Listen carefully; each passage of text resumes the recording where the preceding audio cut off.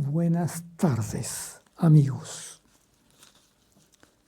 Primero, quiero dar las gracias por los comentarios que han llegado a nosotros aquí de lo que estamos haciendo, hablando de Sewell especialmente, que en este momento ya es una reliquia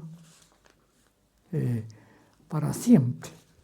Y hoy día justamente leí en el diario de que Potrerillos, que era también una mina y un mineral donde el campamento también se cerró hace mucho tiempo, desde hoy día o en estos días pasa a ser también propiedad de la chilenidad como parte de la historia de Chile. O sea, en este momento está el campamento de Sewell como historia de Chile y el campamento de Potrerillos, que era donde estaba la mina de El Salvador, que está cerca de Copiapó, pero hacia la cordillera. Entonces,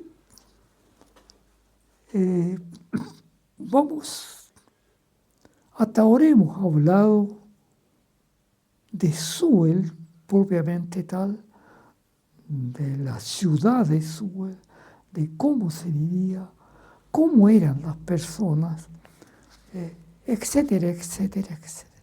Entonces ahora vamos a seguir hablando de Sewell, pero no una cantidad grande de comentarios de Sewell, sino que me voy a permitir, con el permiso de ustedes, de hablar un poco de un poquito de tecnología simple, de cómo es que se extrae el cobre. Porque sin el mineral de cobre, Sewell no existiría. Y sin el mineral de cobre, tampoco existiría Potrerillos, que ahora también lo están colocando, igual como Sewell, como una ciudad minera. Entonces, yo me voy a atrever a hablar un poco de tecnología simple para que todo el mundo sepa cómo realmente se extrae el cobre. Pero además de eso, con una ilusión que tengo yo, para que la juventud sepa qué es la minería del cobre y cuáles son los principales ingenieros que trabajan ahí. Los principales son los geólogos, los ingenieros de mina y ahora con la metalurgia, que hay otra operación ahora. Pero resulta de que en un mineral de cobre, como Sewell, están todas las ingenierías presentes. Y estando todas las ingenierías presentes, además de ser un medio que alimenta la economía chilena, está dando trabajo a todas las ingenierías que se enseñan en la universidad.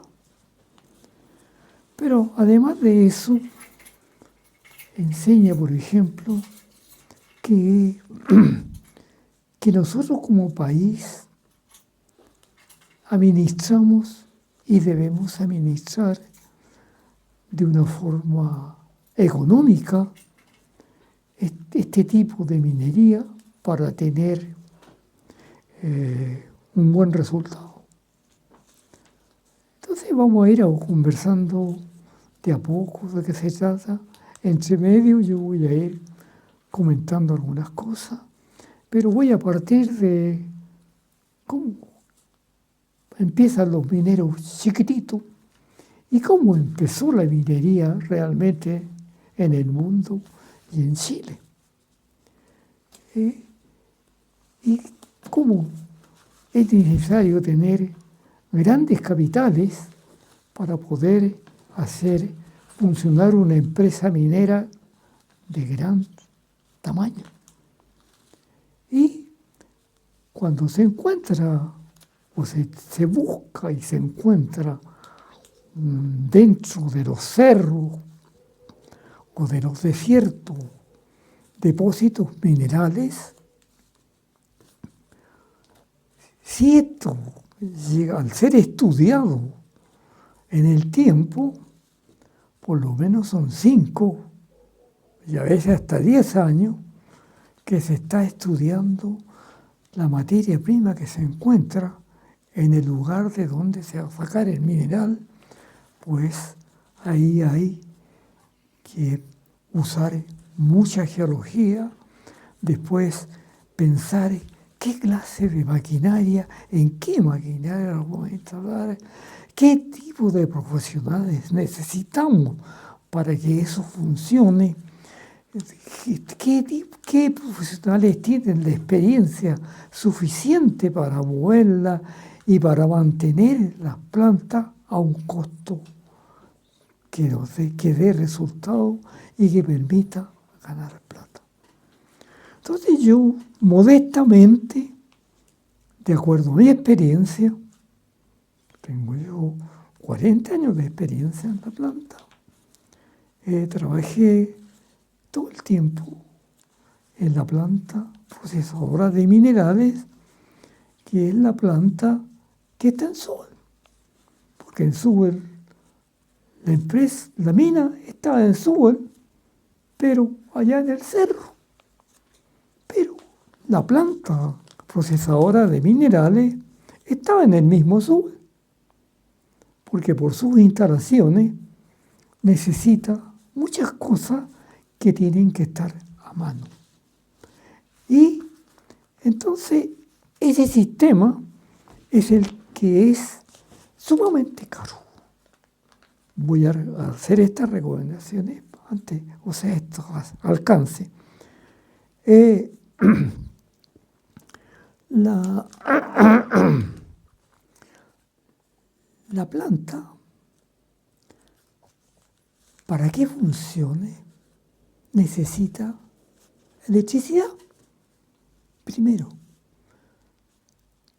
Sewell, o mejor dicho, el teniente, el 80 o el 90% del consumo eléctrico lo tiene la planta procesadora de minerales. Eso para que vean dónde está el costo.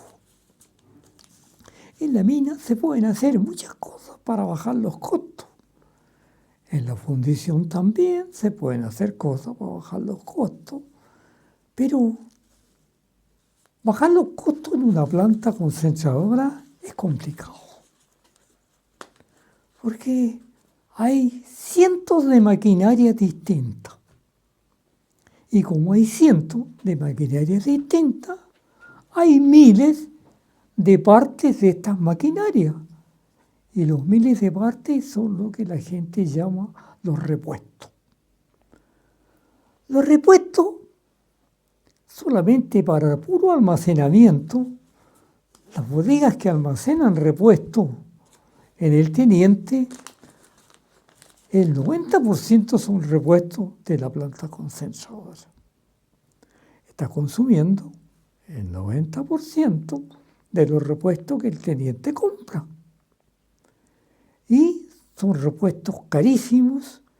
Algunos se fabricaban en talleres Rancagua, ahora se fabrican en el comercio, y otros había que traerlos importados, porque los repuestos son repuestos mecánicos, repuestos eléctricos, repuestos electrónicos, repuestos de control automático, bla, bla, bla, bla.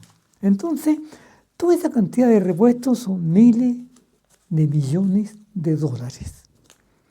Si yo les digo a ustedes que en Sewell, que ya se está terminando Sewell, que usaba alrededor de 30, 60, como 80 molinos con un comienzo. Y cada molino, de esos molinos, es donde es un, digámosle, un tarro. Es una especie de tarro redondo, pero que no es tarro, es una pieza.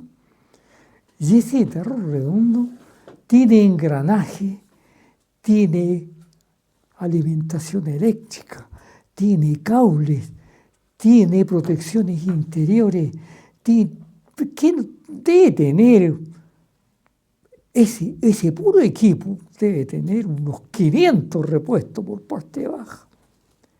Y de repente, uno de esos repuestos falla.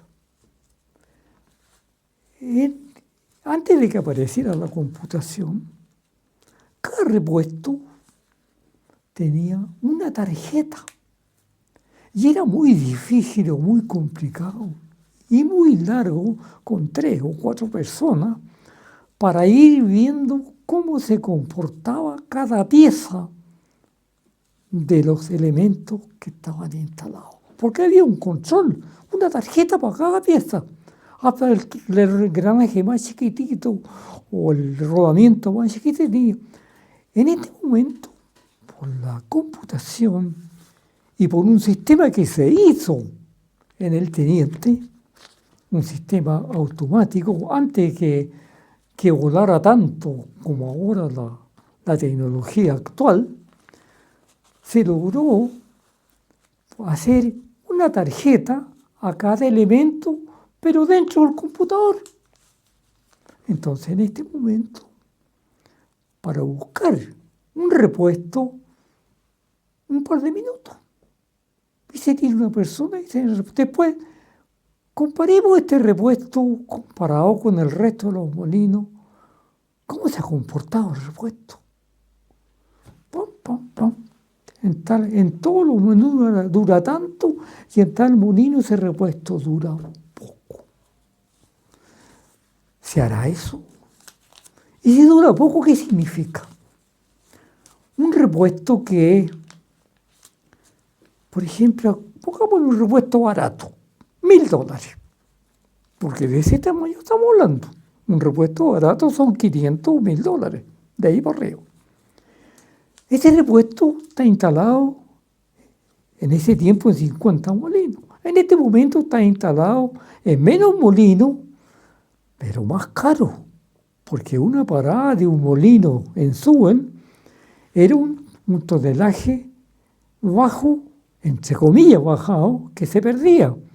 Pero un tonelaje en un molino parado, de los que están instalados en Colón, y de los 8, los SAC que le llaman, que son molinos tremendamente gigantes, 5 minutos es una millonada la que se pierde.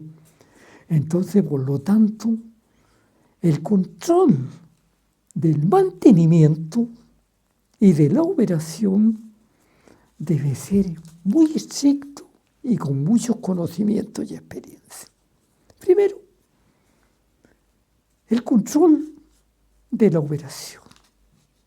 La operación está siendo informada ahora computacionalmente y además se puede mirar qué es lo que está pasando y se puede saber rápidamente, porque el computador lo da, la pantalla lo dice, qué es lo que está fallando.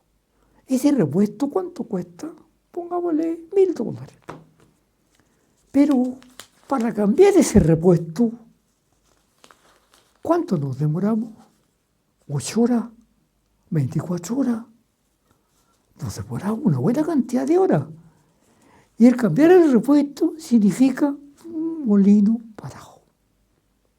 Y un molino parado son miles y miles de dólares que no están pasando por la planta. Yo estoy haciendo esta pequeña introducción porque yo voy a conversar de todo esto por la experiencia que yo tengo. La experiencia que yo tengo es la misma que hay ahora en la planta, pero ahora es más fácil manejarla, porque tenemos las pantallas de computación que nos están avisando qué es lo que está pasando. Entonces, para manejarlo, ¿qué necesita un ingeniero? Primero, ser un buen ingeniero, conocer lo que es eso, y después, y ahí viene lo complicado, conocer las partes de la planta y las partes de los equipos. Debe conocerla. El ingeniero que tiene a cargo la planta, que en este momento podría ser un ingeniero de minas, podría ser un ingeniero químico también, y ahora que yo no lo conozco, un ingeniero de ¿cómo se llama? La tecnología, aparte hidrometalúrgico. Pero él conoce esa zona. Pero ¿quién le enseña las piezas que tiene? Porque hay ingenieros mecánicos que manejan la parte mecánica de la planta. Hay ingenieros eléctricos que manejan la parte eléctrica de la planta. Hay ingenieros en computación que manejan la parte de computación. Hay ingenieros que están fuera, pero el ingeniero que está a cargo tiene que saber qué es lo que hace cada una de esas ingenierías. Y cuando falla un repuesto, por todos los procesos de computación que hay en este momento, se sabe en qué equipo falló. Y como hay varios equipos parecidos, ¿por qué falló en ese equipo y por qué no falló en los otros?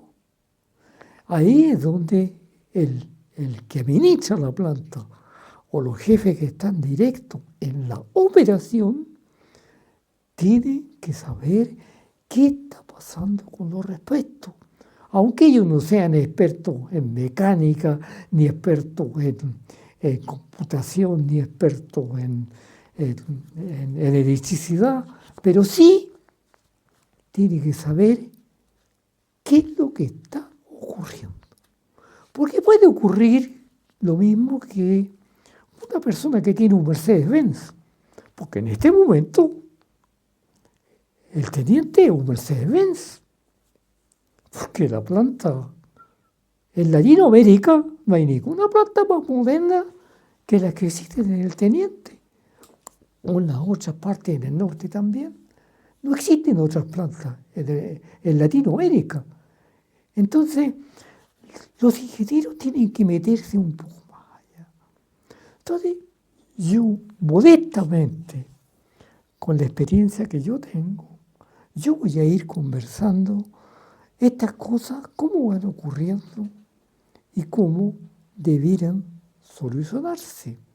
También voy a conversar cómo buscar, por ejemplo, ¿qué es la logística? ¿Y por qué hablo de la logística? Porque resulta que en el diario, por lo menos una vez al mes, sale una página que dice logística. Las personas que saben lo que es la logística se van a dar cuenta. ¿Por qué voy a hablar yo? ¿Qué es la logística? Lo voy a explicar yo. Es una cosa tan simple como esto, pero muy complicada además.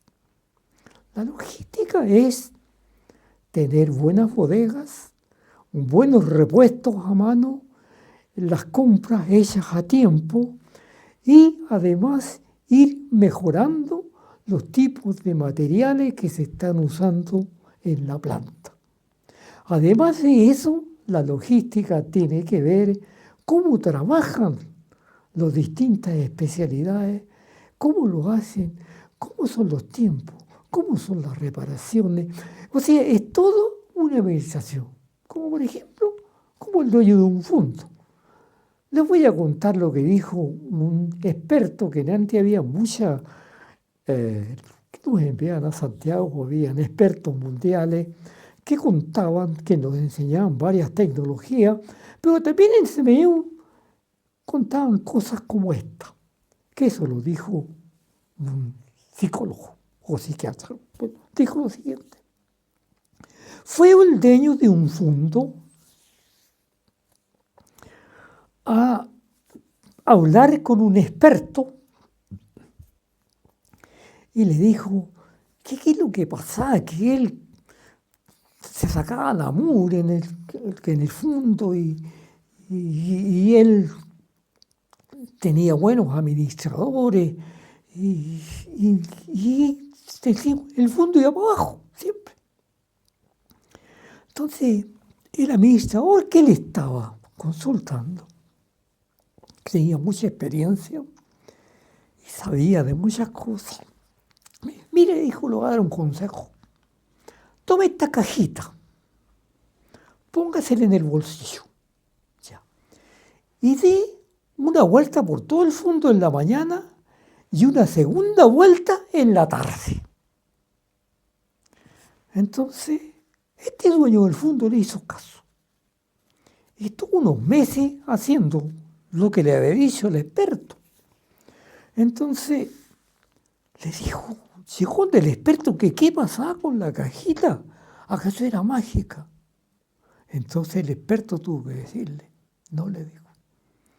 Lo que pasa es que el que hizo andar la planta o el fondo fue usted, porque empezó a mirar todo lo que pasaba, empezó a ver lo que pasaba. Y la gente que manejaba eso se dio cuenta que ya no estaba sola, que iba a tener ayuda y además si le conversaban qué problema tenía, usted en la cajita. No sé si está claro lo que yo estoy diciendo. ¿Por qué digo esto yo? Porque es un ejemplo de cómo se debe trabajar en una planta concentradora. Y no, en cualquier fábrica es lo mismo, porque la planta concentradora es una fábrica más complicada que cualquier fábrica que hay en Santiago. Primero, ¿por qué digo esto yo? Porque cualquier fábrica que fabrique, fíjense cómo, que haga cosas, le entregan una materia prima para que él, basado en la materia prima, vaya haciendo los cortes, haciendo los movimientos y después, de acuerdo con la fábrica está entrenada, porque le entra el fierro, pasa por un lado, lo convierte en esto, pasa por el otro, le hacen los hilos, etcétera, etcétera, hasta que llega al final y otra máquina le arma toda la... Entonces, eso es lo que hace una máquina común y corriente. Pero ¿dónde está la clave para que funcione una fábrica? En que la materia prima que entra tiene que ser buena. ¿Y qué es lo que necesita? Supongamos que quiere hacer ejes mecánicos de acero. ¿Qué es lo que necesita la fábrica para hacer el eje? Una barra de acero que esté bien medida y bien pulida, y la mete en la planta, y la planta empieza a manejar. Entonces ahí la planta, ahí no son operarios, sino que la misma máquina va moviendo el fierro para todos lados. Bueno, cualquier pieza, yo creo que con eso se entiende bien, que entre en una fábrica viene lista para que la máquina funcione sola. O sea, la alimentación de la planta, fábrica o llámese como se llama, es conocida. Es conocida. ¿Y qué pasa en él? Los minerales de cobre. La alimentación que está recibiendo una planta varía a cada segundo. No viene preparadita la piedra. Digo la piedra, pero es una muestra de piedra que se llama mena.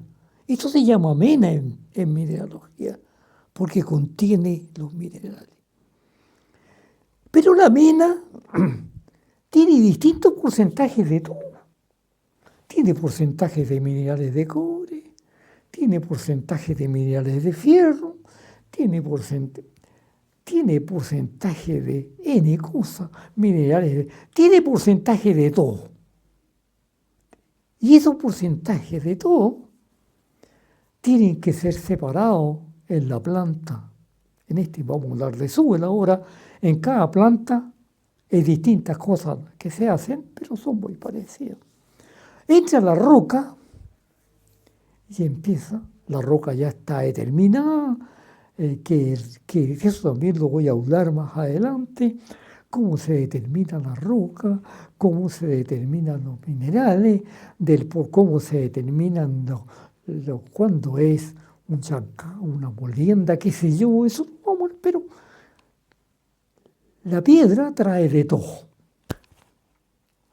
Pero trae de todo bien arregladito. No. Primero, la piedra, aunque siempre es una dureza parecida, hay distintos tamaños de piedra con distinta dureza. Digo piedra, pero es mena. En mineralogía y en la planta se llama mena. Es un mineral. Pero la gente habla de la piedra y punto.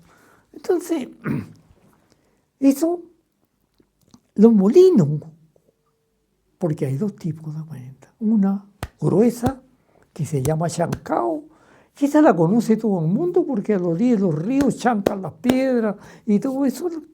Y después vienen los molinos que tienen que moler más fino para que los reactivos funcionen. De ahí de esa parte no vamos a hablar de los reactivos, después vamos a hablar de eso. Pero la piedra es variable los porcentajes de uno y de otro. De otro son, pongámosle 20 minerales distintos, que se dan vuelta ahí, pero son 50, puede ser 100, puede ser, pero resulta que los que manejamos en las plantas eran unos 10 o 15 o 20. Pero ¿cómo varían los porcentajes del resto? ¿Qué es lo que no flota, lo que no se recupera? Y resulta que para poder trabajarlo, las máquinas tienen sus características, tanto la que hace el trabajo grueso como la que hace el trabajo fino. ¿Hasta dónde es el fino? Como la otra máquina que clasifica, que tira lo que corresponde a la planta que va a empezar a sacar el sulfuro. Pero además de sacar el sulfuro, se requiere ponerle algunas cosas, que la cuestión no funciona sola, para que se separe lo más fino, el tipo de molienda que requiere la roca para que esto se separe en una centrifugación, está la molienda. Pero el molino entrega, pero tiene que haber una separación que se llama clasificación. Hay clasificadores de N tipos, pero en la planta vamos a hablar de un tipo de clasificador, que se llama hidrociclón. Para que usted entienda cómo trabaja y por qué trabaja un hidrociclón. Ustedes saben lo que es un ciclón de esos que cruzan la ciudad en Estados Unidos. El que inventó el hidrociclón miró eso en la naturaleza para inventar el hidrociclón. Que primero inventó un ciclón seco y después lo fabricó un ciclón húmedo, que es el que usamos en la planta. ¿Cómo trabaja el ciclón que deja la escoba en Estados Unidos, que levanta las casas y todo eso? nosotros lo tenemos. Bueno, como yo.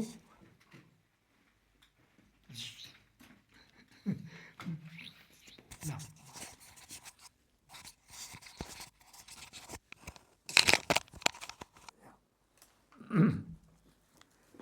Como yo, cuando chico, viví en el campo. Bueno, los niños después también del tiempo mío vieron mucho en distintas partes de la ciudad a los remolinos que andaban en la calle dando vueltas. ¿Ah? Ese es un ciclón.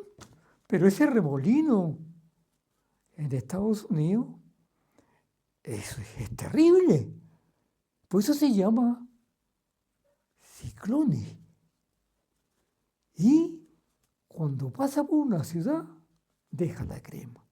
Pero ¿cómo deja la crema? El ingeniero que se le ocurrió la fabricación de estos aparatos, miró.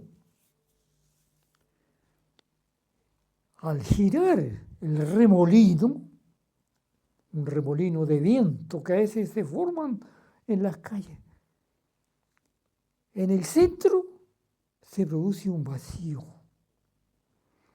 ¿Por qué? Porque al girar el remolino, toma el polvo y lo separa. En el centro hay un vacío donde está la parte más fina y el grueso lo tira por la orilla.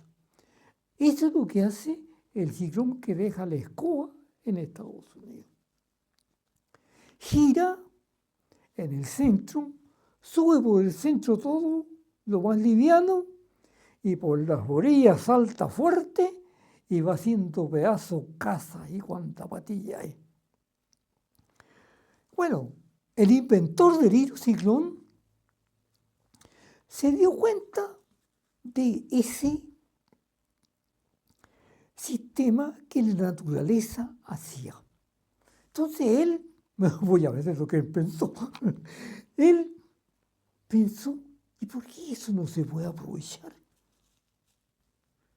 Y fabricó una maquinita muy simple y muy barata. Y en el centro abajo, esto a grandes casos, después podemos dar más detallados si acaso se interesa más eso. Lo hizo en forma cónica. Ustedes ven en la planta, ahí están los ciclones que llama la gente, en forma mecánica. Entonces arriba colocó un tubo por donde sale una cañería y ese tubo enfoca justo en la columna que viene ascendiendo con todo lo más fino. Entonces todo lo más fino sale por aquí y va a dar a la planta de flotación. Y como el otro que está girando abajo, cae por abajo y entra al molino, a molerse de nuevo, junto con material nuevo que está entrando. Pero resulta que el hidrociclón no es una máquina perfecta. Eso el ingeniero lo sabe o tiene que saberlo. Porque existe un clasificador de rastrillos. Yo voy a hablar en general por un clasificador que se ve en muchas partes, que arrastra así, que arrastra en una pendiente, arrastra lo grueso para acá, que es el mejor clasificador que se usa hasta para clasificar remedios. Una fábrica de remedios grande, eso lo usa. Se usa y es el mejor clasificador que se usa en las plantas. Pero ahí empieza el billete. Para instalar ese clasificador para el tonelaje que se está pasando en Suel, hay que hacer un edificio mucho más grande que absorba solamente el trabajo de los clasificadores mecánicos que clasifican en forma perfecta. Entonces ahí viene ahora el trabajo del costo. ¿Cuánto gano y cuánto pierdo. Mantener ese montón de rastrillo de ese tipo es millonario. El costo no me va a alcanzar. Mantener los ciclones es baratísimo. Baratísimo entre comillas. Muy barato. Pero sí, el hidrociclón no es perfecto. No es perfecto. Entra la pulpa, se llama pulpa, donde va todo revuelto. La pulpa que viene desde el molino con piedra grande, piedra chica, qué sé yo, entra con fuerza porque una bomba lo tira con fuerza al hidrociclón. Y lo tira así. ¿Qué es así? Así el hidrociclón de la naturaleza. Y al hacerlo así, ¿qué pasa? Esto es cónico. ¿Qué es lo que pasa? Que al girar así eso, en el centro, hace lo que hace el ciclón de la naturaleza.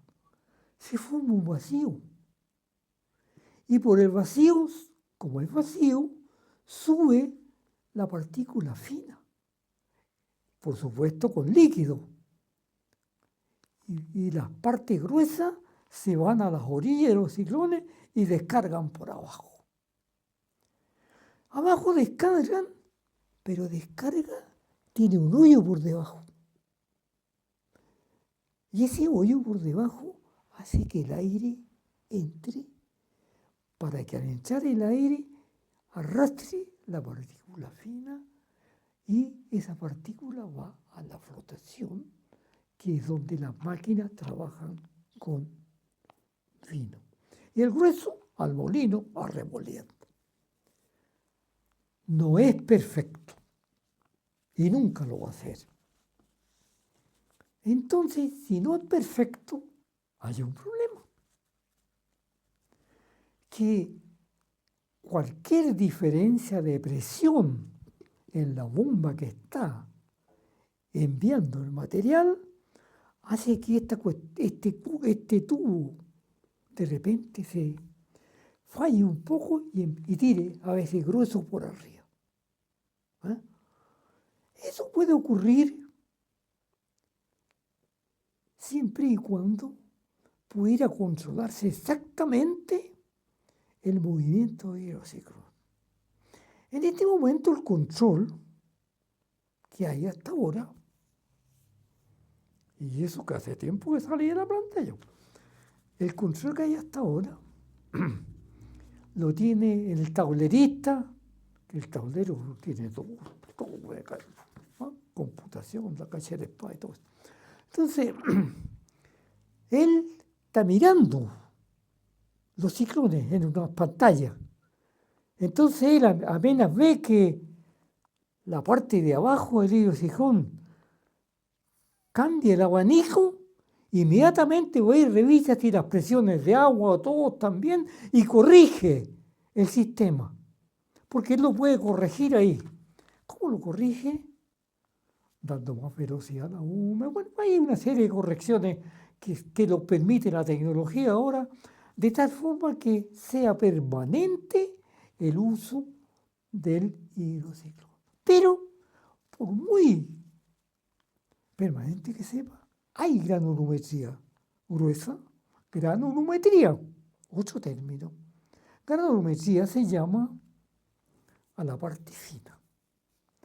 Esta granulometría antes se controlaba cada 2 horas, porque se controlaba a pulso en el laboratorio metalúrgico. Ahora está descoronte, porque te lo está entregando inmediatamente. Hay muestras permanentes en los lugares que están entregando permanentemente cómo va la granulometría. ¿Y cómo saben si la granulometría es buena o mala? Porque en los laboratorios metalúrgicos, ustedes me van a permitir que hable de todo esto, porque yo quiero dar a entender cómo realmente trabaja una planta. Y es fácil de entender cómo trabaja. Los complicado es hacerla trabajar como se entiende. Eso es lo complicado. Pero ¿cómo trabaja? Ustedes lo van a entender. Entonces, eso se controla en un tamiz. Que este tamiz en este momento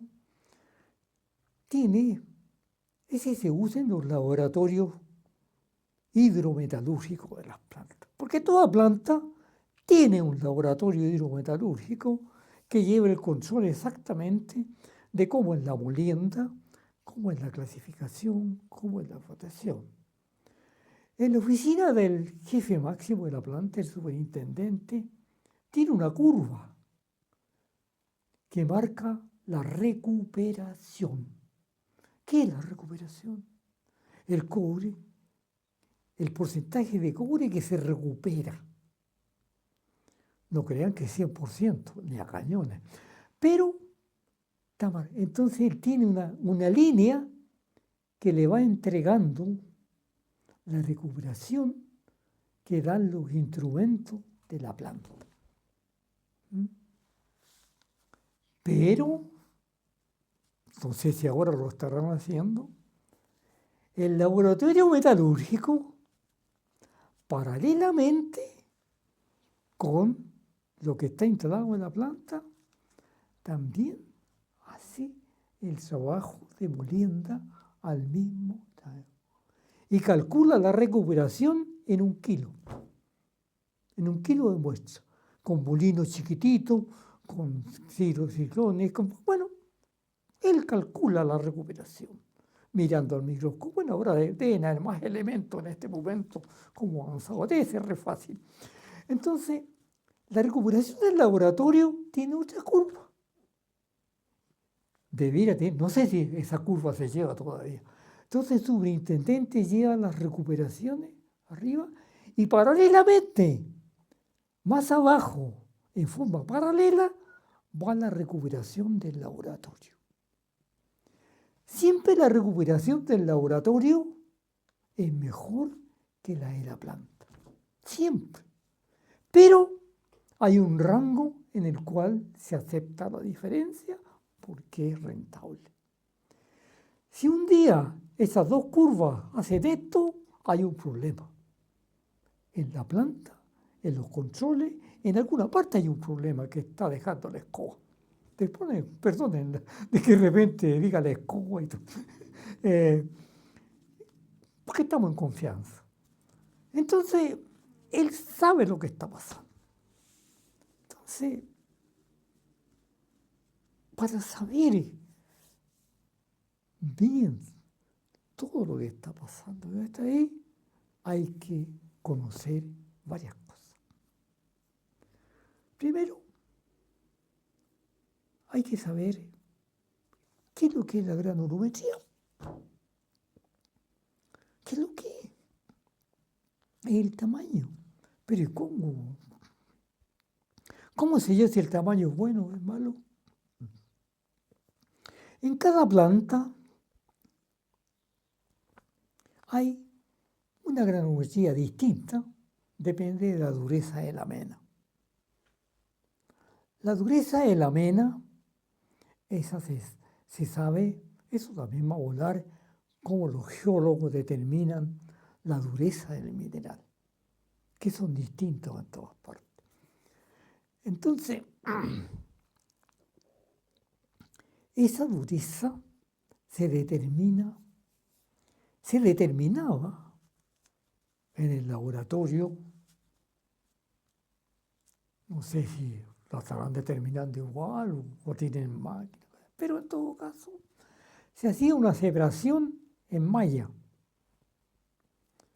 Las mallas son unas cosas redondas, igual que los arneros que usan en la cocina la señora, pero con hoyitos distintos, más grandes, más chicos.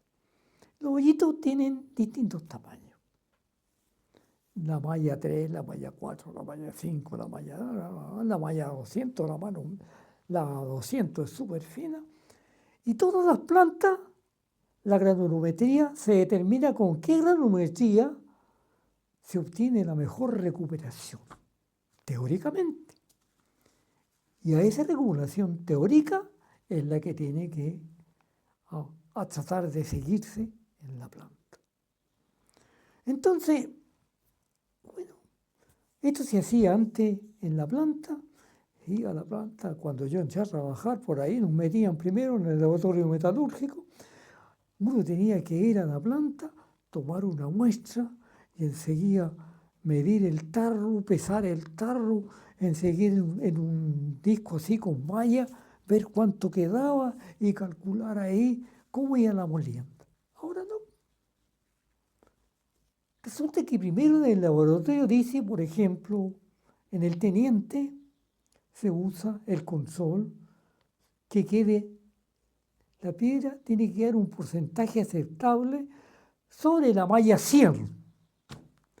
En otras plantas es aceptable la malla 65.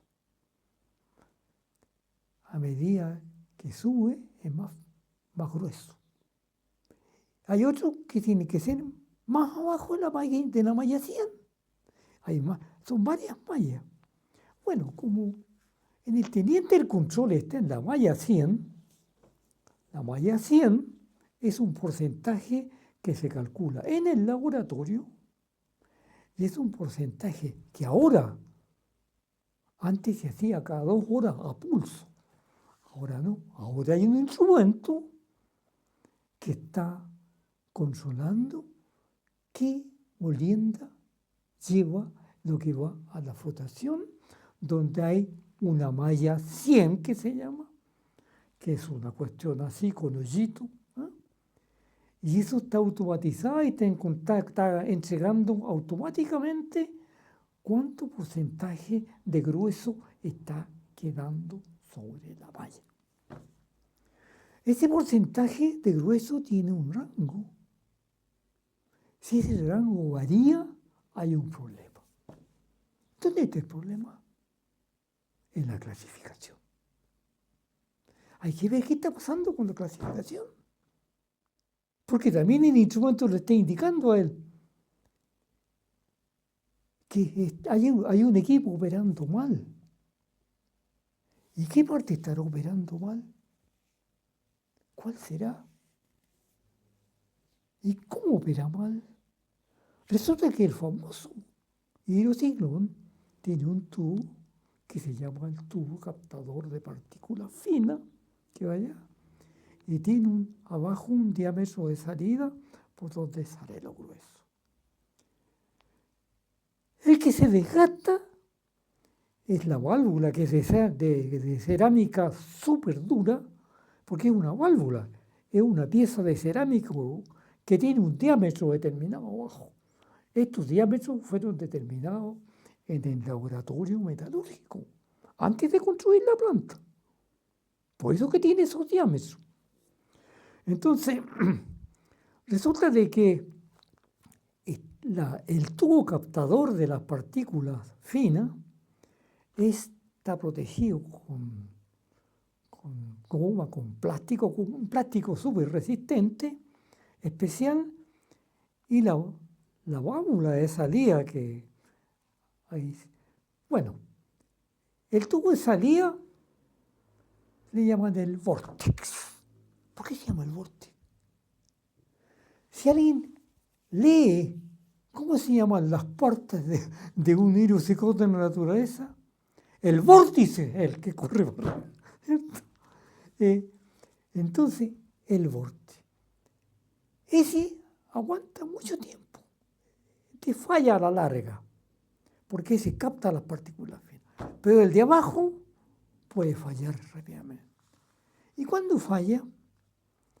Cuando cuando se rompe un poquito o el desgaste que produce la carga lo agranda mucho o lo agranda mal. Entonces, el descargue empieza a ser distinto.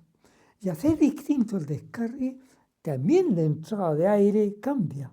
Y al cambiar la entrada de aire y la presión que tiene, que es constante, ¿eh? Porque está entrando la carga a presión con una bomba. Entonces, si el sistema funciona mal.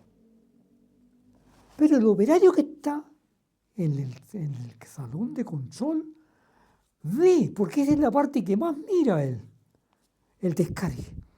Si el descargue tiene el abanico, está conforme. Si el abanico empieza a hacer esto, él tiene que ver inmediatamente qué está pasando.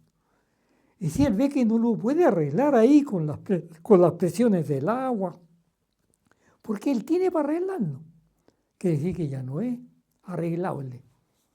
¿Y cuánto no es arreglable? Cuando hay un desgaste distinto o eso. Entonces, ¿quién tiene que ir a cambiar eso? Rápidamente, el mecánico de turno.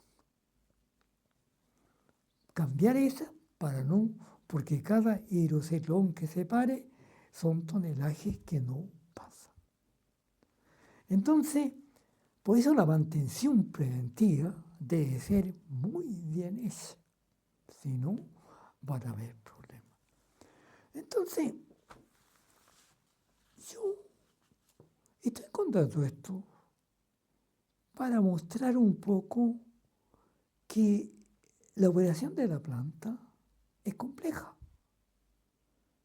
Los operarios no aprenden de la noche a la mañana. Primero, para que entre un operario a la planta, no entra de operario. Entra en un rango más bajo. Y después de entre la gente de rango más bajo, se sacan los reemplazantes de los operarios, para cuando el operario va de ocasiones.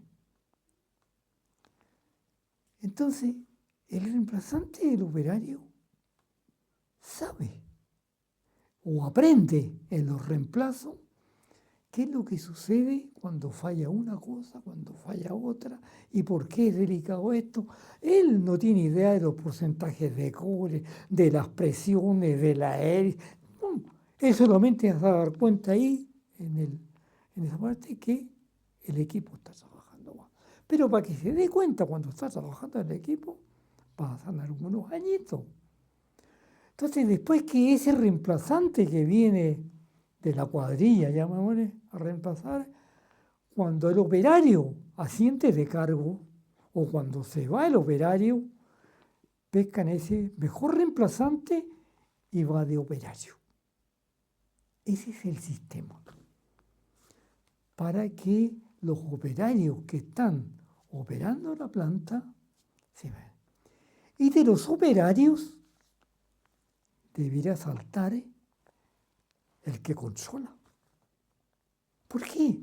Bueno, ahí él sabe como operario todo, pero como tiene un poco de conocimientos técnicos, hay personas que tienen conocimiento y además que aprenden y que hay cursos de capacitación y todo eso van aprendiendo. El mejor operario puede reemplazar al que está en el tablero de control, para que él sepa qué es lo que tiene que mirar.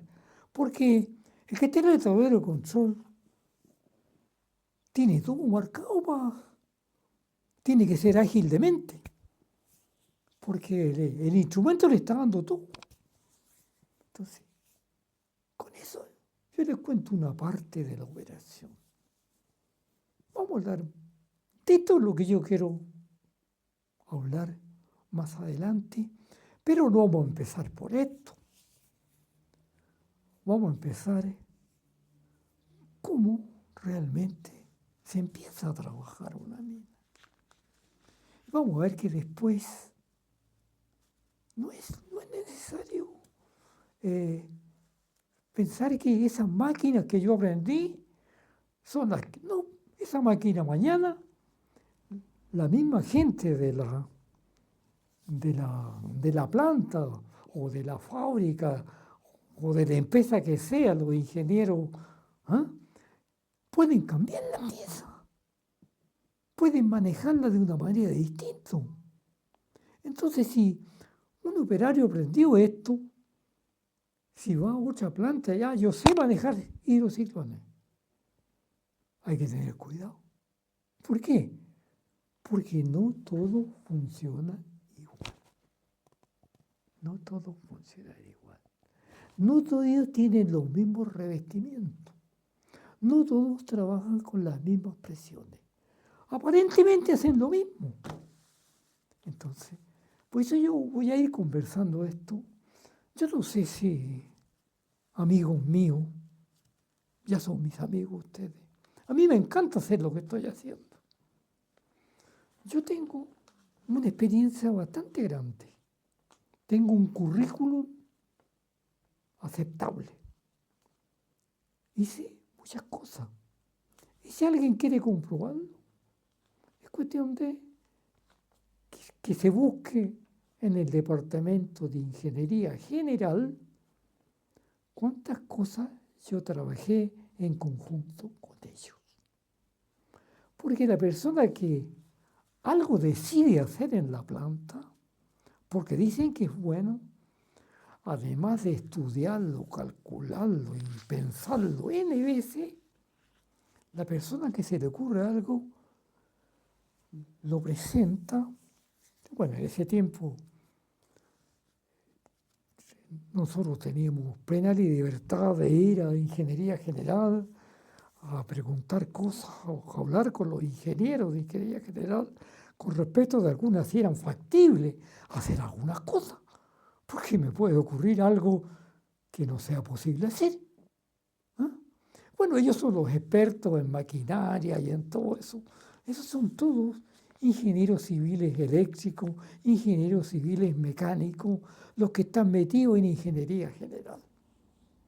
Ellos son los que están ahí y son personas que tienen que ver con la teoría. Ellos no tienen que ver con cómo son las plantas, sino que qué es lo que pasa con la teoría. ¿Cuál es la teoría? Obtener una buena recuperación. ¿Cómo se obtiene una buena recomendación? Entregando la granulometría que corresponde. Y si alguien propone algo de entregar la mineralogía, la granulometría que corresponde, y además de eso está proponiendo arreglar una máquina o un sistema dentro de la planta que va a realizar economías, esa es lo que se estudia con ellos, porque ellos ratifican si realmente la pieza que se va a colocar o lo que va a hacer va a resultar lo que el que propone dice. Pero el que inventa es el que está en la planta. Son muy pocas las cosas que se hacen en las plantas, porque es muy difícil y requiere mucho trabajo. Y requiere también aprender, y aquí voy a decir también cómo se aprendía con el yanqui. Yo tuve, digámosle, como dice la gente, buena suerte. Que cuando uno le dan un poquitito más de sueldo, para la gente es buena suerte. No es que se ha sacado la cresta. Entonces, yo tengo un poco de suerte, digamos. Entonces, yo ascendí joven. Y además, propuse cosas y además, en las plantas, no sé si ahora lo harán o no, por lo menos en el concentrador, donde yo trabajé, más o menos cada 2 años enviaban a 2 ingenieros a Estados Unidos a recorrer plantas. Se recorrían plantas en Estados Unidos y en Canadá. Uno aquí va, yo lo veo así ahora. Hablemos en chileno, uno iba a sapear. ¿Qué es lo que hacían las plantas y qué es lo que hacíamos nosotros? ¿Qué cosas habían en las plantas que nosotros no hacíamos y podrían resultar en la planta de nosotros? ¿O qué cosa estábamos haciendo nosotros mejor que ellos? ¿Me entiendes? ¿Y quién nos recibía allá? Por eso yo digo esto porque no toda gente lo dice. ¿Quién nos recibía para enseñarnos de la planta? El máximo de la planta, el superintendente general. Cuando traen un ingeniero al teniente a revisar la planta, ¿quién lo pasea? Cualquiera, ¿cierto? Entonces el ingeniero que viene a ver la planta viene como un turista. ¿A quién le pregunta? Si la persona que lo está llevando conoce la rutina, pero no conoce exactamente lo demás. Pero ¿qué es lo que pasa cuando, incluso hasta gringos, a veces preguntábamos si teníamos el mismo problema nosotros que habían tenido en ellos en la planta nueva esta? Entonces, yo conversaba muy bien conmigo. Y yo tengo un inglés champurreado. Yo apenas sé un poco de inglés para no morirme de hambre y no perderme en Estados Unidos. Pero no sé, de inglés técnico sé un poco, pero no, conversar me cuesta bastante. Pero entiendo, y me entienden también. Entonces, uno va a las plantas, entra a la planta. Nadie explica, me mandaron a Estados Unidos. Nadie le pregunta qué es lo que fue de Estados Unidos. Yo te digo lo que se va a hacer. Vamos a mirar. Y más vea uno, mejor. Entonces, uno mira y como lo recibe un gallo súper experto, pregúntele a mejor no voy a decir a quién, ¿no? Resulta que el máximo de la planta gemela de Colón, que me atendió, yo vi que estaban cambiando el aire a un molino chico fuera. Entonces yo le pregunté si eran... No me dijo, esas las entregamos a tercero. ¿Y cuánto se demoran? Se demoran tantas horas, está bien. O sea, él sabía tantas horas, sabía dónde se gastaban las lainas, y era el gerente. ¿Y por qué sabía eso? Porque los ingenieros del teniente que trabajaron con los gringos, fuera ingeniero chileno o ingeniero gringo, anda a aprender primero a la planta. Después conversamos. Y habían gerentes generales que algunos ingenieros tenían miedo pasearlos por la planta. Y eso que los ingenieros conocían la planta, porque preguntaban de todo. ¿Usted tiene ingeniero de la planta? ¿Qué ley de cabeza tiene? ¿Cuándo es la recuperación? ¿Cuánto es la recuperería que están planteando? ¿Qué problemas tienen los ciclos? ¿Quién visita esas preguntas? Nadie. Entonces, esas eran las preguntas que uno manejaba con ellos. Y esas eran las preguntas que uno hacía cuando iba a las plantas en Estados Unidos y Canadá. Ahora no, las visitas pasan como visitas. Este superintendente que era muy inteligente, era tremendo, sino, casi se moría si alguien había a pasear con él.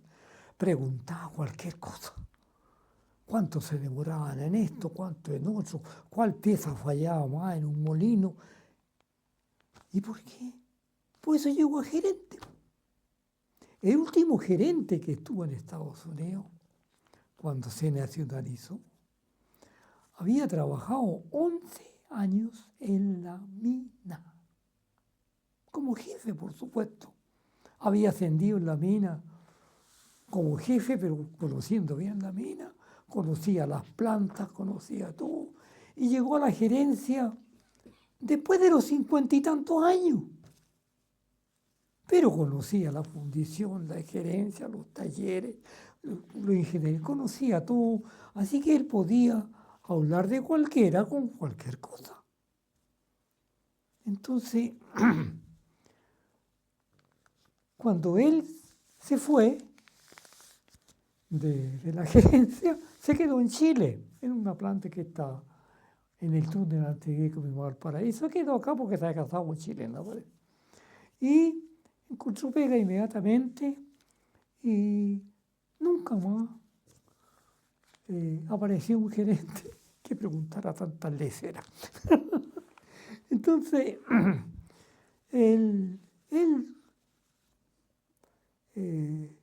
ese era el sistema que teníamos nosotros para aprender.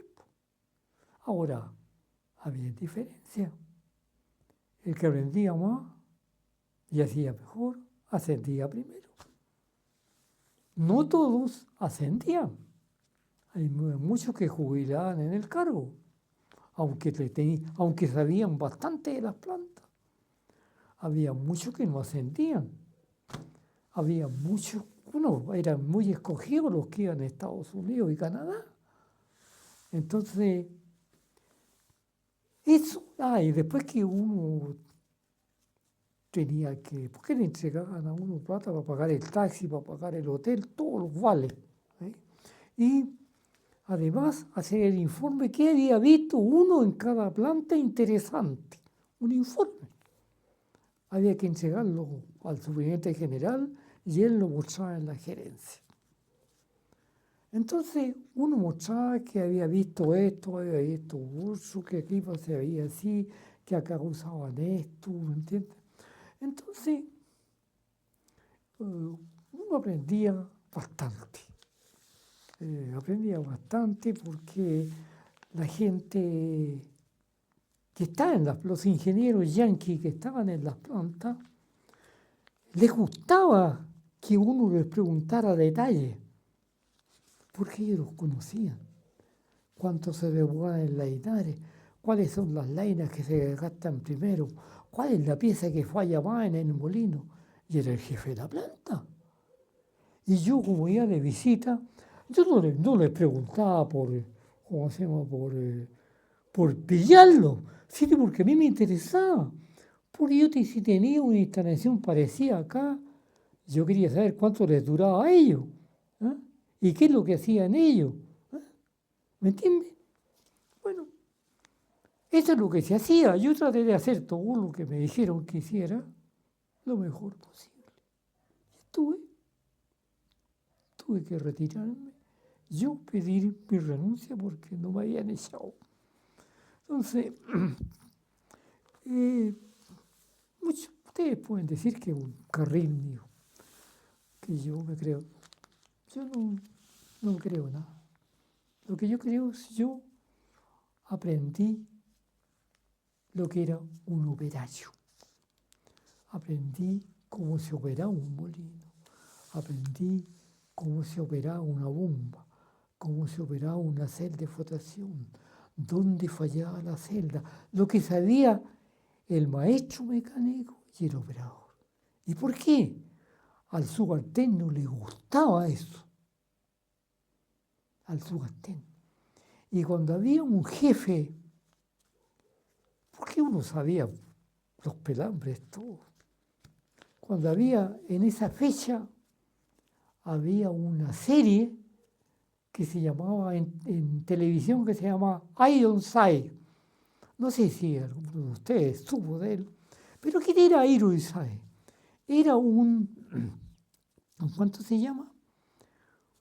Un detective que andaba en silla de ruedas. Entonces, y atendía en la oficina y era súper detective y atendía en la oficina. No se movía la oficina. Fabuloso. Nunca dijeron cómo aprendió ni nada, pero era fabuloso. Ironside. Cada capítulo era interesante. Ironside. Y alguna vez, pero ahora como pueden repetir la cuestión. ¿Y qué decían los trabajadores de los jefes que estaban en la oficina? El jefe es Ayodhai. ¿Por qué decían eso? El trabajador es el juez más terrible que hay.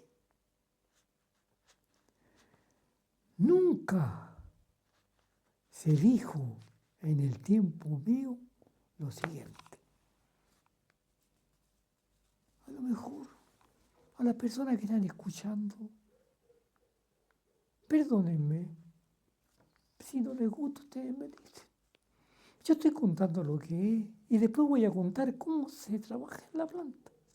Ustedes me perdonan que a veces tenga que adornarlo un poco con cosas familiares. Total, yo soy un desconocido. Nadie me conoce. El teniente, yo no tengo idea qué es lo que hay en este momento. Soy el teniente. No sé, estoy contando lo que yo sé y estoy diciendo lo que se debe hacer. De la planta más pequeñita hasta la más grande. Entonces, yo escuché, ¿por qué no escucha los comentarios? Y las tallas que se echa la gente cuando están en un grupo, cuando comentan cosas. Entonces, hay una talla que se echa, que muchos de ustedes, amigos míos, la no dicen. El que sabe, sabe, y el que no, es jefe. A mí esa talla me cayó terriblemente mal cuando la escuché. Pues la gente la toma como talla. ¿Y qué es lo que dice la talla? ¿Qué es lo que dice? El pueblo. ¿Ah? El pueblo es el mejor juez. Digan lo que digan. Los trabajadores creen que ser jefe es ser re fácil. Por eso dicen, el que sabe, sabe, y el que no, es jefe. Y lo usan en este momento, es una talla que se usa. ¿Y por qué? A mí me da vergüenza escuchar esa talla.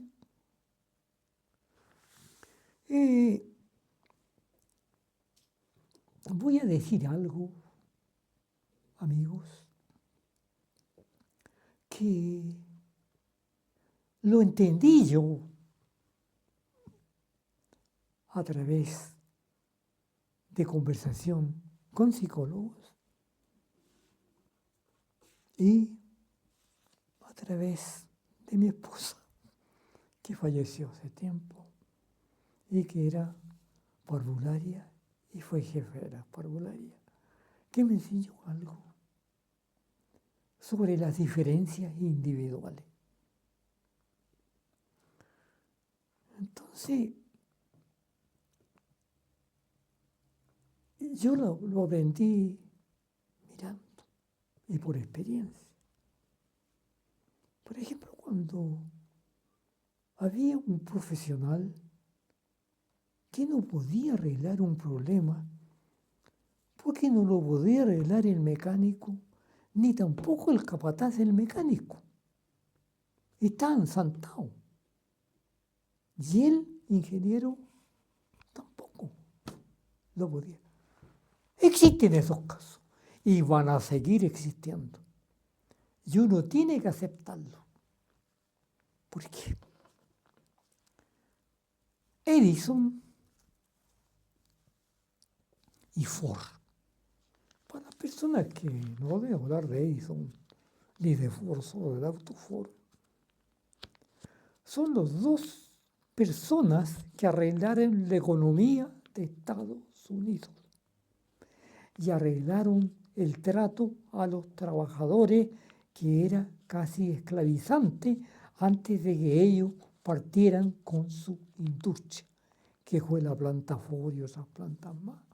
Empezaron a hacerlo de forma distinta. Ellos fueron los primeros empresarios que les dieron casa a los trabajadores. y le dieron ayuda por médico a los trabajadores. Ellos fueron los primeros empresarios en Estados Unidos, porque en Estados Unidos, cuando había huelga, vean la historia nomás, le metían balas a los trabajadores. Eso lo pueden leer ustedes. ¿De dónde salió el primero, ¿cuándo? El Día de los Trabajadores? ¿Cuándo? El 1 de mayo. El 1 de mayo fue un problema que hubo en una fábrica en Estados Unidos y mataron a un montón. Y por eso ese día empezaron también a arreglarse más las cosas en Estados Unidos. Por todo lo que había. Y no era todo el mundo era así. Pero en Estados Unidos, ¿quiénes lo arreglaron? Edison y Ford. Ahora, ¿por qué hablo de Edison y Ford? Ahora voy a dejar a un lado Ford. Un día le dijeron a Edison, señor, le dijeron, qué gran inventor es usted. Entonces le dijo, un momento. Eso le dijo Edison. Nadie inventa nada. Casi se murieron todos los que lo escucharon. ¿Cómo que nadie? Nadie. ¿Y él era un inventor? No. La naturaleza muestra todo, pero nosotros no lo vemos todo. A mí se me aclaró muchas cosas que los comenté con psicólogos, los conversé con mi esposa, conversamos bastante de varias cosas de ese tipo. Entonces, es difícil entenderlo. Yo pongo el siguiente ejemplo de una profesión y de todas las profesiones que tiene con la... Cuando un matrimonio tiene una guagua, está empezando a tener hijos, y la guagua se enferma, ¿qué hace? Lo lleva a un pediatra, ¿cierto? ¿A cuál pediatra? ¿A cuál pediatra? Piensen ustedes, amigo. ¿A qué pediatra lo lleva? A cualquier pediatra. Porque todos estudiaron lo mismo. Todos tienen el título de médico. ¿Y por qué no lo lleva a cualquier pediatra? Eso obsérvenlo ustedes. Y no solo de pediatra, de médico, de cirujano, de dentista, ¿cierto? De un montón de profesiones.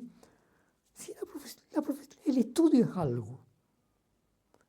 La persona tiene que tener inteligencia y capacidad de aprender para estudiar. ¿Y por qué la gente lo lleva a la guagua a cualquier pediatra? Y que le puede cobrar hasta más barato. Y le va a pagar más caro al pediatra que le va a sanar el niño, la guagua. ¿Y por qué se lo sana y el otro no? ¿Porque no sabe? No. Los dos saben igual y estudiaron lo mismo. Eso mismo pasa en las plantas. Los ingenieros estudiaron todos igual. Y entre ellos hubo primeros lugares, hubo cursos especiales, hubo todo eso. Pero, ¿por qué esos que tienen esos conocimientos no solucionan un problema? Solo algunos lo solucionan. Por eso yo pongo el ejemplo de eso y lo llevo el ejemplo a la tecnología. En toda clase de profesiones yo aprendí que eso ocurre. ¿Qué es lo que dijo Edison? Él sabía que sabía, pero él veía algunas cosas, pero todas las que veía, válgame Dios. Entonces yo ahí aprendí, ¿por qué habían ingenieros que sobresalían en todo el mundo, ingenieros que no subían. ¿Por qué algunos, hablemos de ingeniería nomás, por qué algunos ingenieros llegaban a ser después profesionales de todo lo que estamos viendo ahora que se está llegando al espacio? ¿Y por qué todos no hacen lo mismo? No pueden llegar a eso, porque eso vieron más allá. Si no se ve más allá, no se puede obtener ningún resultado. Yo no digo esto porque voy a contar otra cosa que la aprendí cuando ya estaba en un puesto más o menos alto. Resulta que de repente llegaban ingenieros de Estados Unidos y habían ingenieros chilenos. De repente, voy a dejar al lado los chilenos, vamos a tomar los yanquis. Llegaban los ingenieros con título, con todo, de Estados Unidos. Entonces, ¿cómo entrevistaban en Estados Unidos? En Chile no era la misma entrevista, pero allá sí. Un gringo me lo dijo, yo conversaba con ella bastante.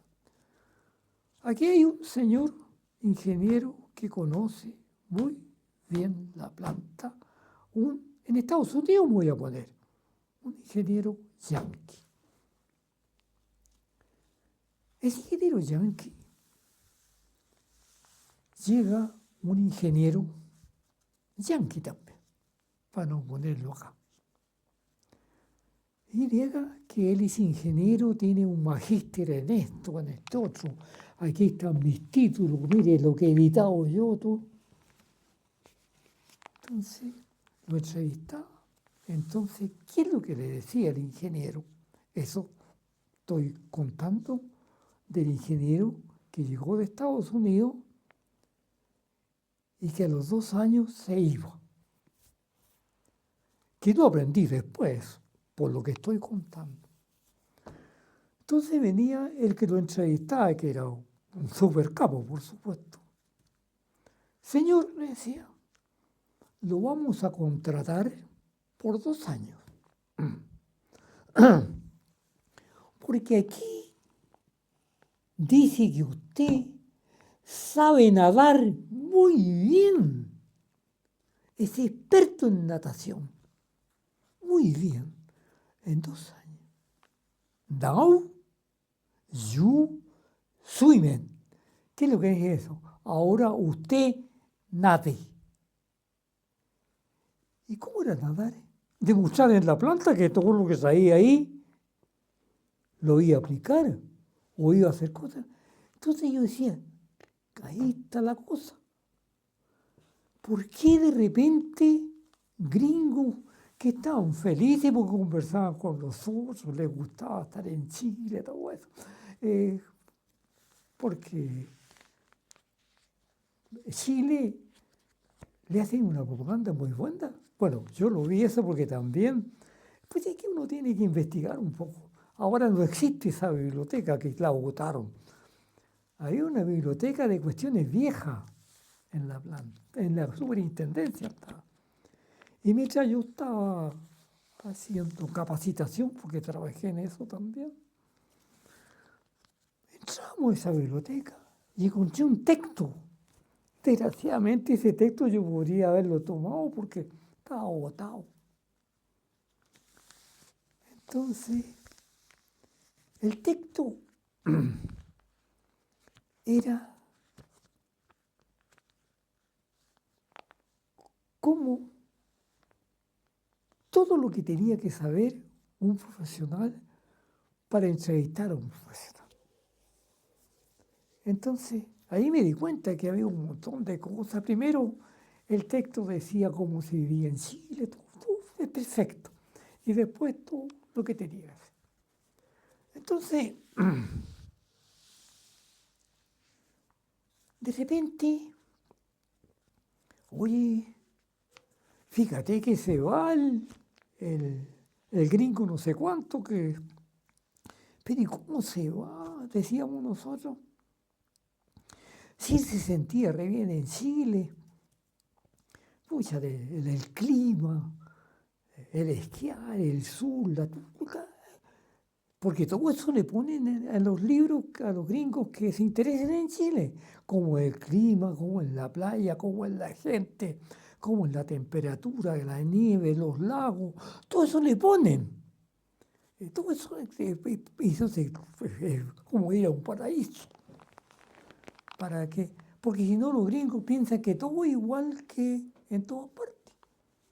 Y no es así. Porque lo voy a contar. Bueno, esta es una charla, una conversación. Eh,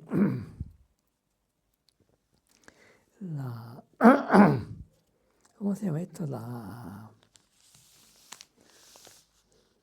La gente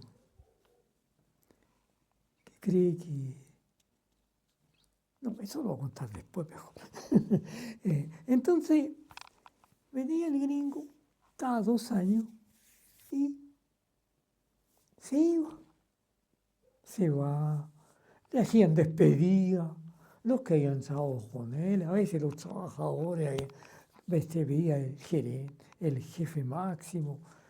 Nosotros íbamos a la despedida también y le decían ahí que iba en busca de nuevas ocasiones,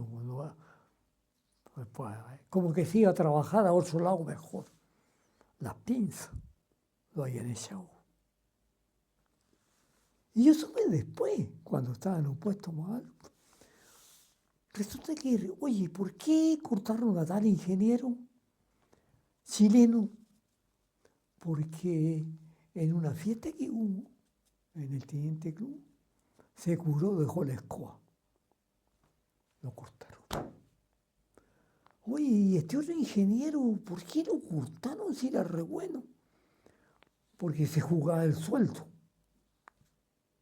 O sea, el gallo jugaba que andaba sin plata siempre, entonces era malo que estuviera trabajando acá. Por distintas cosas, ¿no? Pero cuando los despedían, iba en busca de otras ocasiones mejores para él. ¿Y por qué? Porque el teniente no quería que ni se supiera que habían ingenieros que no eran buenos. Los eliminaban. Los eliminaban de cualquier manera. ¿Me entiendes?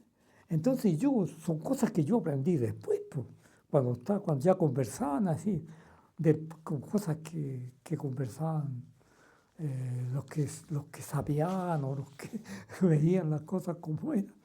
Entonces ahí me di cuenta cómo era el control. Ellos, el ingeniero, usemos el ingeniero del Yankee, ¿no? Ellos lo observaban de todo lo que hacía. Qué es lo que conversaba, qué es lo que actuaba, qué es lo que hacía, qué proponía. Y se veían que no, ¡pam!, se fuera. Se acababa listo. Entonces la selección era muy, muy, muy estricta. Para chileno y para yanqui. Entonces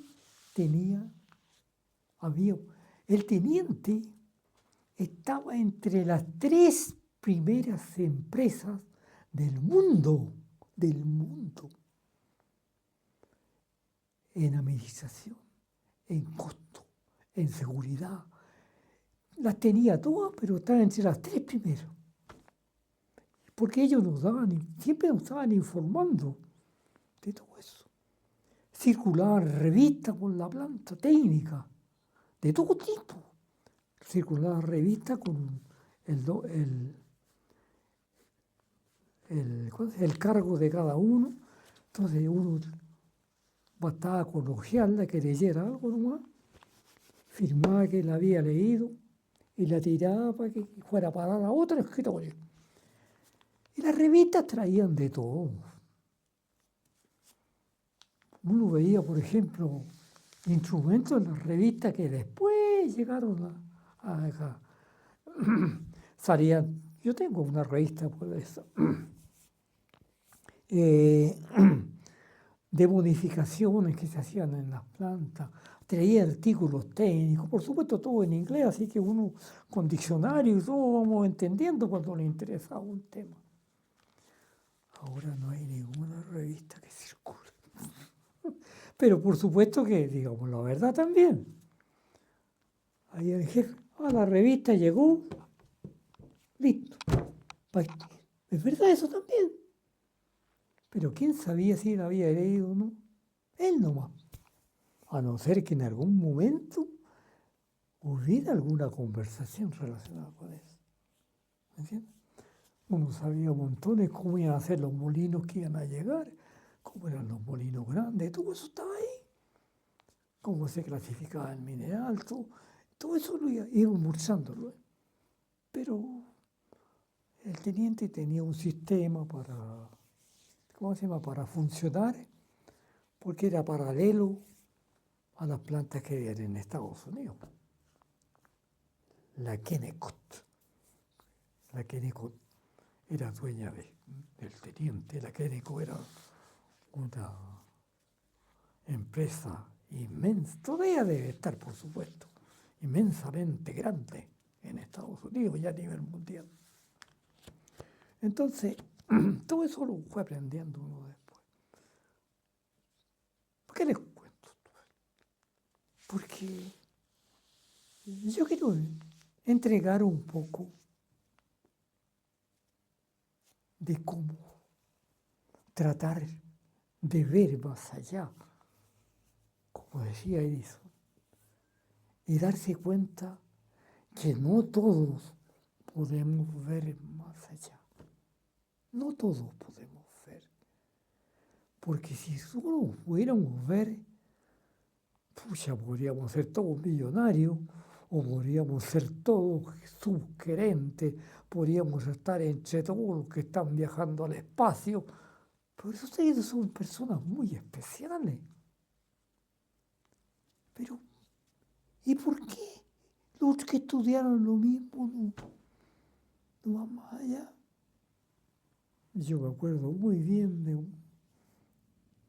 de un inventor que murió joven, que de a poco empezó, no me acuerdo el nombre, a tener unas cuestiones raras que al final, hasta en una camilla, él iba diciendo lo que había que hacer para un montón de cosas relacionadas con el futuro. Entonces, por supuesto que en la planta no vamos a hacer de eso, pero sí yo lo pongo como ejemplo. ¿Por qué algunos ingenieros hacen propuestas y otros no? Vean, cuando todos deben hacer la misma propuesta, ¿cierto? ¿Y por qué algunos ingenieros asienten y otros no? ¿Por qué algunos ingenieros se dan a un cargo más alto del que tienen aquí a otra parte? Por eso. Entonces, con esto esperamos en la próxima oportunidad empezar a hablar de cómo es una mina gigante y cómo es una mina chica. Cómo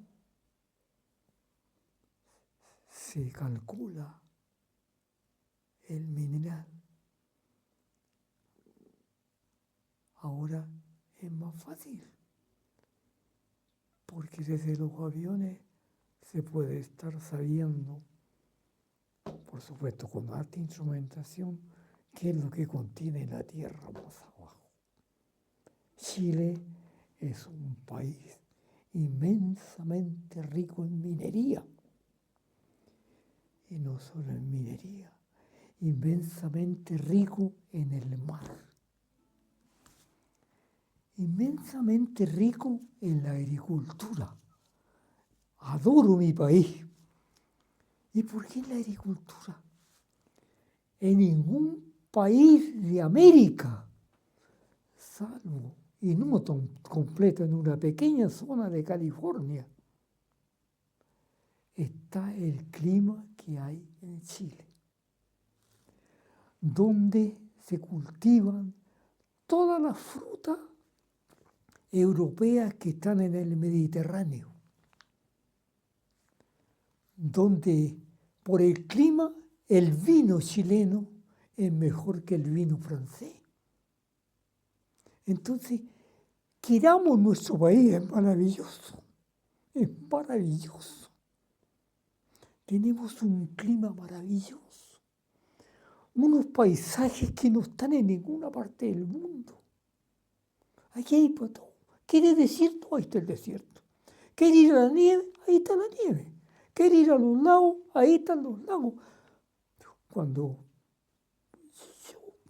yo no tenía auto, pero cuando logré tener auto, viajamos al sur, a lugares, a los lagos que en ese tiempo todavía no se veía. ¿Y qué es lo que me llamó la atención a mí? Íbamos a lugares totalmente preciosos, lagos que nadie iba. Pero estaban ahí, claro que todos los lagos tenían dueños, pero esos lagos están todos ahora ya con gente, ya fueron negocios los dueños. Uno que otro auto, recorriendo así como recorríamos nosotros, porque es muy bonito recorrer el sur, entre los bosques, es precioso. Entonces, ¿qué me llamó la atención a mí? Uy, le decía a mi esposa yo, hay un auto, mire, no somos los únicos. Patente argentina. Uy, en otro, por allá metido, uy, hay un auto. Patente argentina. En todos los lugares lindos, donde los chilenos no van. Precioso, precioso, precioso. Por eso este señor que falleció hace poco, que mostraba paisajes del mundo entero, que habló ahora último, habló de la carretera austral y mostró Magallanes y todo eso. Qué preciosidad más grande mostró ese hombre. Ese hombre era muy joven. Podría haber vivido más. Mostró cómo eran los paisajes y uno que es auto. Pero sí, autos de Europa, autos de Estados Unidos y autos argentinos. Entonces, pero ya hay lugares donde hay buenos hoteles para el sur, para recorrer la carretera austral hasta llegar a Punta Arenas. Ya hay. Entonces, Chile es precioso. Amo mi país. Y como es precioso, además de la riqueza natural, tiene la riqueza de la fruta y los alimentos y la riqueza del mar.